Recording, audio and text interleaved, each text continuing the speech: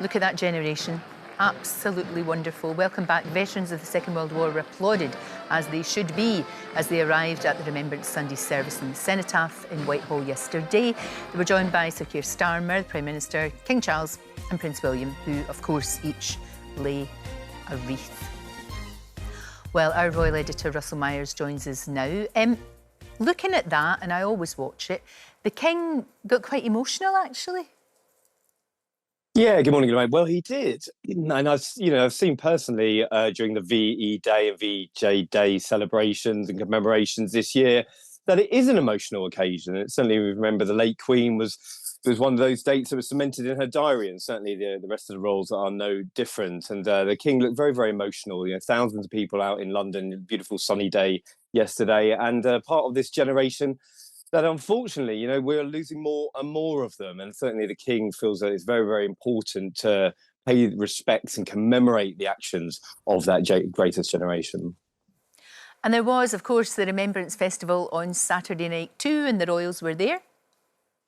Yeah, this is always a great event in the calendar for sure. It's at the Royal Albert Hall, the Royal British Legion Festival of Remembrance. And a bit of difference this year because Prince George came. You know, he's only 12 years old. We've seen him at some of the VE Day commemorations during the year. And certainly his father wasn't there because he was making his way back from Brazil. Prince of Wales had been there last week, as you remember. But Prince George accompanied his mother and the King and Queen, and some great performances. We saw Sir Rod Stewart, Hannah Waddingham with a massive, rousing finale of We'll Meet Again. And it sort of kicks off the sort of week of celebrations and commemorations as well. Of course it does. You mentioned Prince William being in Brazil. And when he was over there, he talked about, well, some difficulties with parenting when tough times are happening. Well, of course, I mean, what a couple of years it's been for the royal family, certainly the Princess of Wales and the King with their cancer treatments. And I remember being in Cape Town last year with Prince William for his Earthshot Prize.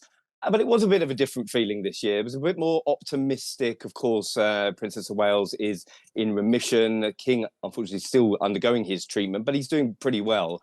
And William was speaking about, you know, the trials and tribulations of explaining to children, especially as young as his kids are, about how much information do you give them. He said that, you know, their family really do talk about a lot of things. Sometimes you're oversharing, but you want them to have as much information as possible. And of course, mobile phones came up. You know, when do you give your children mobile phones? Which I thought was really interesting. But let's take a look at what he had to say. Our children don't have phones. I think when George moves on to secondary school, then maybe he might have a phone that has no internet access. It's getting to the point where it's becoming a little bit of a like tense issue. But I think he understands why. We communicate why we don't think it's right. So that's Prince William, as you said, he's on his way back from Brazil. The person who used to be known as Prince and now isn't, Andrew, could be the subject of debate in Parliament this week. What's all that about?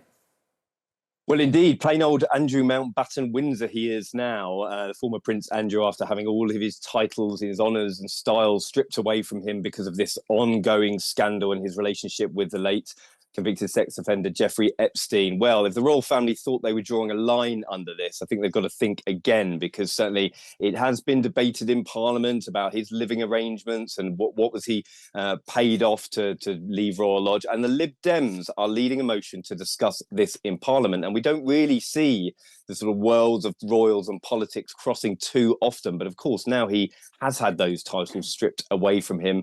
Politicians think they have a right to know how he was compensated for leaving Royal Lodge. What is his financial situation now? So whilst this isn't sort of etched in the diary of the politician just yet, it could well happen this week. So it's certainly worth keeping an eye on this. And as I said, the royal family and Buckingham Palace would have hoped to draw a line under this. But unfortunately for them, I don't think this scandal is going away anytime soon. No, and that whole thing could open a can of worms that none of them will want at all.